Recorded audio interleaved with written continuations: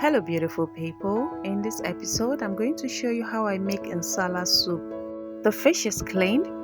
I start by pouring warm water into the catfish to take out the slime and the bitter taste.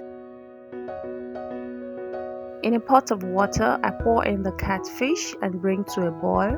Add some chilli and onion paste, ground crayfish, smoked fish, stocked fish, some smoked prawn and some cooked cowleg. Then I add some water. Cover and allow to cook for 5 minutes. Here I add grinded locust beans. I'm using a teaspoon of canned pepper soup seasoning.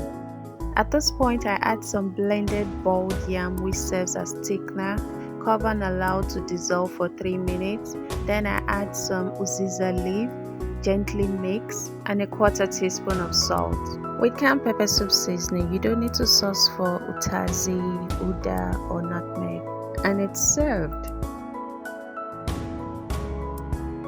Thanks for watching. Please come back next week for another exciting recipe.